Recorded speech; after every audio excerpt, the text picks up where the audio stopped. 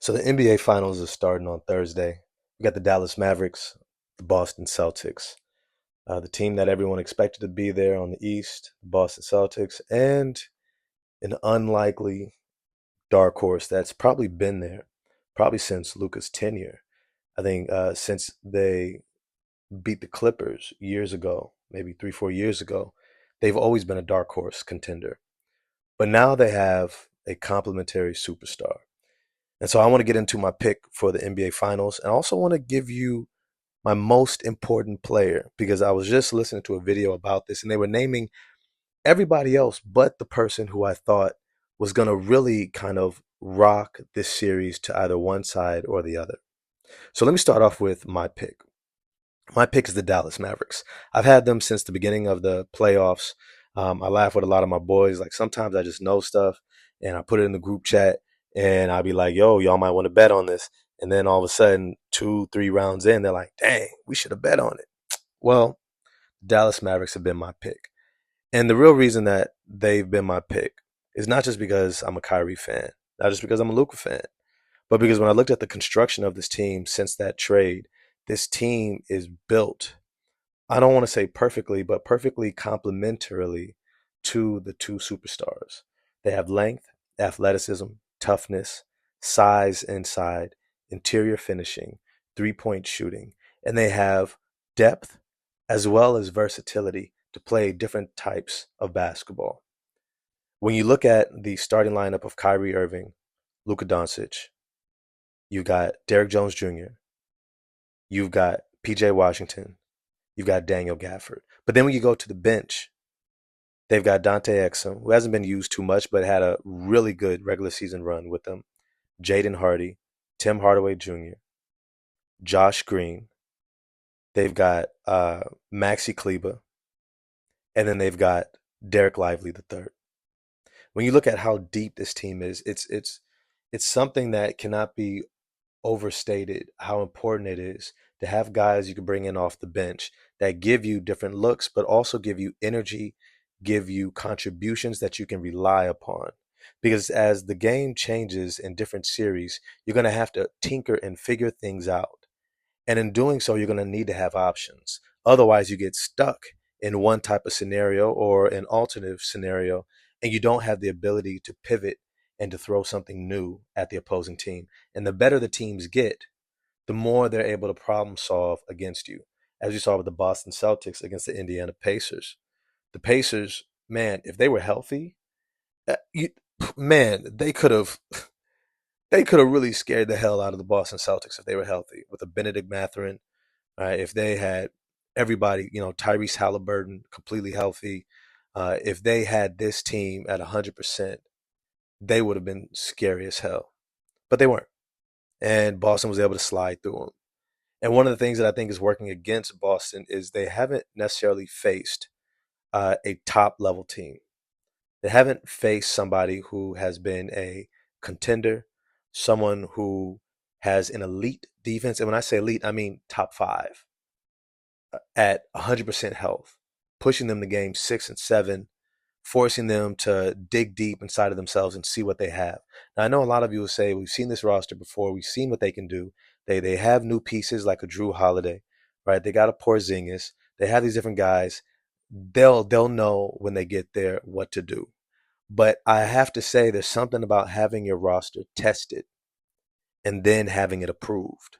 Dallas has been tested round after round after round, especially going up against Oklahoma City with Dort coming at Luka. I mean, Dort was giving Luka everything he could handle on the defensive end, and Luka was able to overcome it. But he was also able to know that he could rely upon Kyrie Irving to be that co-star for him. And then when they went into the next series, right against Minnesota, who just finished knocking off Denver at home in a game 7, they were able to figure it out together. Not just that, but they were able to have bad games and watch their defense and complementary support players step up in major ways. That was able to make a huge difference. When we see that type of contribution from different areas, you go into a fire with a little bit more confidence in who you are, in your makeup, and most importantly, the complementary guys. Now, the Boston Celtics, we all know they have an amazing top five. Well, I should say 4.5, because the fifth was supposed to be Kristaps Porzingis, and this is where I want to get into the most important player. The most important player is Kristaps Porzingis. You have to understand, Boston is able to play the level of defense that they are because they have a shot blocker behind them. When they lost Robert Williams III, traded him away to be able to get Drew Holiday, they lost the only person who was able to defend the rim. Then when they replaced him with Kristaps Porzingis, they were able to get somebody 7'3" who could challenge guys at the rim that allowed them to pressure to their optimal potential on the defensive end on the perimeter. That means Drew Holiday, Derek White, Jaylen Brown, Jason Tatum are able to get all the way up into guys, gambling on passing lanes, digging in, trying to get steals, being able to take risks and be in rotation because they have somebody behind them. When they don't have Kristaps Porzingis behind them, they will have to play a different type of defense. And this is probably the greatest, not flaw, but detriment to the Boston Celtics title hopes. Is that, let's say Kristaps Porzingis is 100% healthy. I 100% doubt it. I think at best, you're going to get 60%. At best. Because what you would have wanted, theoretically, you would have wanted to have had Porzingis back for at least one or two of those Indiana Pacer games. To let him come back from that lower leg injury, which is somewhat of an overuse injury. It's a type of injury that you want to just be able to rest it for months and not have to do anything. But in this case, deep in the playoffs, you are going to have to ask him to come back, but you want to be able to test it out. You want to be able to see how he moves. You want to be able to see what you can rely upon for him. But the fact that he was not able to come back at all in that Pacers series lets us further know just what he's dealing with. A player who's used to lower body injuries throughout his career has once again incurred a lower body injury. And now he's going up against having to defend the rim against not just two of the best finishers in the league, but he also has to worry about two of the most athletic rim finishers in the playoffs, in Derek Lively III and Daniel Gafford.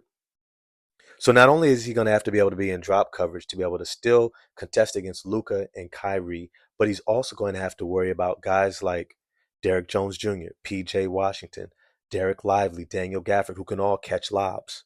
Then don't let them go small with a Maxi Kleber and PJ Washington. Now he's got a cover out on the perimeter.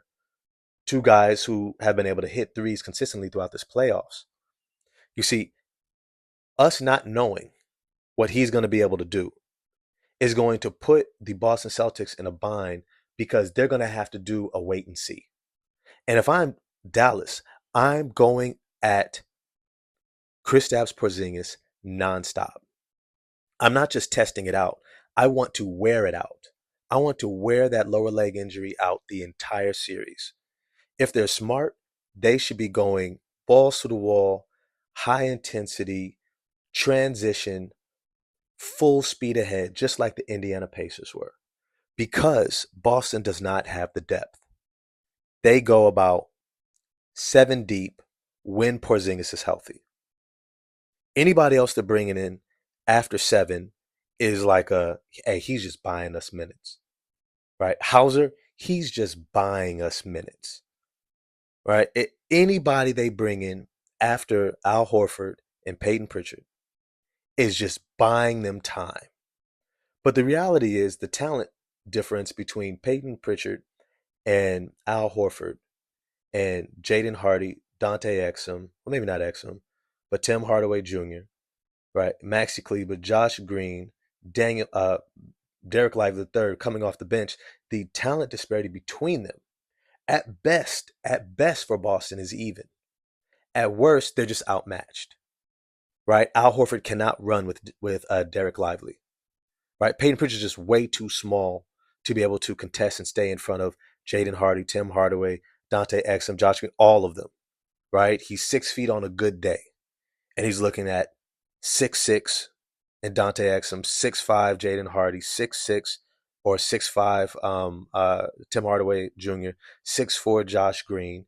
He's looking at 6'8", 6'9" Maxi Kleber, right? Like I don't know what he's supposed to do out there. Al Horford having to chase these scorers who can penetrate from the perimeter and shoot the long range three. And if they go small, he's got to get all the way out to the perimeter while also being able to get back to stop Kyrie and Luka at the rim. I think Boston is going to be outmatched when it comes to rim protection and rebounding. And that's the other reason why I have Dallas. I think they're going to dominate the interior in this series. I think they're going to hit the glass. They're almost going to look like the Knicks, where they just pound you on the offensive glass. They're going to be able to send 2, 3 guys to the offensive glass, which is going to slow down Boston's ability to get into transition and get easy buckets, allowing the Dallas defense to be able to set up every time. Now, once again, a lot of this hinges on Kristaps Porzingis. Is he healthy? Porzingis has never been a monster rebounder, ever. He's always kind of like a 7, 8, 9 type of guy.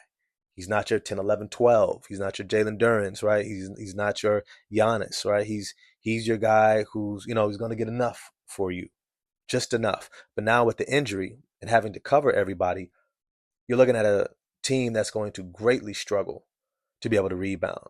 Not just that, but their inability to rebound, the inability to cover the rim is going to soften that perimeter defense. Otherwise, you're going to have Kyrie and Luka jetting right past them to the basket. Or I should say, Kyrie jetting and Luka just getting them on his body and bringing them down into the paint and getting the shot off. Right. And this could spell kind of disaster for Boston. Now, I do think that Jaylen Brown is going to have a great series. I think Tatum is going to have a solid series. I don't think he's going to be great, but it's going to be solid. He's going to have to be great. Like. Let's just be clear. For Boston to have a chance to win this NBA championship, both Tatum and Brown will have to be great. Great. Over 30 plus points per game. Both of them. If not damn close, like 29 and 30. They're going to have to be right there. And then Derek White's going to have a great series where he's averaging over 20 points per game. But the thing is that because they are not deep, they are going to have to expend so much energy on the defensive end that it's going to slow them down offensively. And there's something about, I'm going to be honest with you, there is something about facing somebody who is clearly better than you that gets in your head. And I'm mostly pointing to Derek White. Right. There's something about when that dude can cross you up and make you look silly out there. Look, I know he's going to be dedicated. He's going to give his all. But there's something about when you come back on offense, having the same level of confidence because you know you can't do that, what that guy is doing. What Kyrie is doing, I can't do that. Peyton Pritchard knows when he has to see Kyrie, he can't do that. And that's going to force the Boston Celtics to play these starters likely 40 plus minutes. 40 plus minutes. And I don't know if the starters for the Boston Celtics have enough offensive firepower that's going to force Dallas to keep their starters out there. But the reality is, you're not really even worried about having to keep Luka and Kyrie out there because they have a nice balance to be able to play off of one another and one to be able to sit and the other one to be able to still maintain the offensive flow and getting quality shots. Because they know that they can go to Dante Hardy, they can go to Green, they can go to Derrick Jones Jr., PJ Washington, Maxi Kleber. Like they have depth that they can trust that even if their offense isn't clicking, their defense can make sure that it's a net zero, right? Luka can be out or Kyrie is out. And let's say you're locking down, the other and they're not scoring. The Dallas defense can hold you to 0 too. Tatum's going to have to face a 6'8" PJ Washington, 6'7", 6'8" PJ Washington who has a 7'3" wingspan, who's known for his defense and is just as physical as he is. And then behind him is Daniel Gafford and Derek Lively, who get to just rotate on you. So you always have to worry about a shot blocker, which is going to, I think, play into Boston not getting into the paint. And I think the only player that I'm more confident about getting into the paint is going to actually be probably Drew Holiday and Jaylen Brown. Jaylen Brown is much more of a north and south offensive player, which I think bodes well higher into the playoffs because there's not a lot of wasted movement. With Jason Tatum, often there's a lot of wasted movement. Unless he has a clear mismatch when he can just back you down, he tends to move laterally and prefer, as he gets more and more fatigued, to settle for the 16 to 18 to 20-foot jump shots. And that's going to play more and more into the hands of Dallas. And so when I look at this series, I think it's going to be a battle of attrition. I think it's going 6 or 7, but I think it's going to be a battle of attrition. And all of a sudden, you get to a point where Dallas doesn't have more options. I'm sorry, Boston doesn't have more options, and Dallas does. Dallas has fresh bodies to keep throwing at you, and Boston does not. You're going to start seeing Kyrie and Luka get better as the series goes on. And if they start off hot, don't let Dallas steal a game in Boston. If they do, that shifts all the pressure onto Boston. And I don't know if they collectively have the wherewithal to be able to handle that type of pressure, because the media is going to come in. And look, I know you can try to insulate yourself all you want, but you've heard the narrative that you can't do it. Now, I feel like Jaylen Brown has as much of a chip on his shoulder to prove that he's just as good as Jason Tatum. Even if he doesn't have the same skill set, he's just as talented. And so he might show up no matter what. But I think at the same time, Jason Tatum, I don't know if he has the level to deal with the layers of defensive bodies that they can throw at him. Similar to how Anthony Edwards, I mean, he didn't have as much experience, not nearly as much experience as Jason Tatum does, but he's far more physically set up to be able to do it. Tatum, on the other hand, is going to have to, I know they might be able to rest him a little bit on PJ Washington, but I don't think that he has the ability to deal with the waves of defense nonstop. Now, the real thing that's going to be here is the coaching chops. Who's going to outcoach who? Who's going to have the best scheme? Who's going to be able to find those cracks in the armor sooner? Who's going to be able to find it first?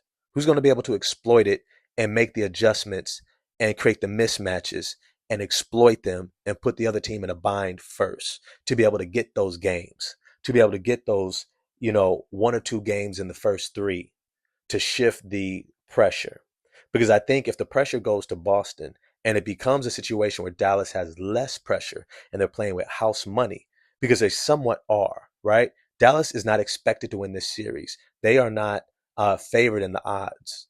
And so for them to have an opportunity to win a championship right now is house money.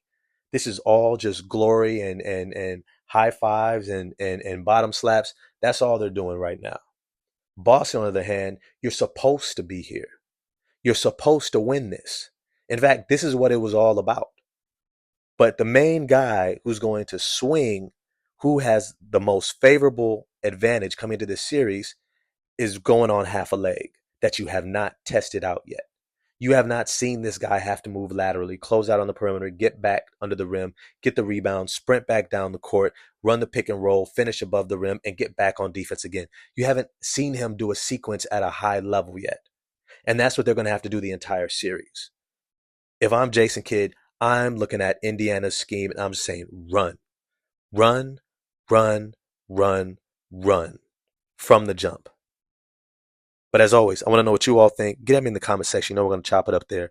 Hit the like button, subscribe, the bell for notifications, and share it with your friends. Chop it up in those group chats. Figure out who's right and holler at me in the comment section, and I'm going to get back to you. Peace.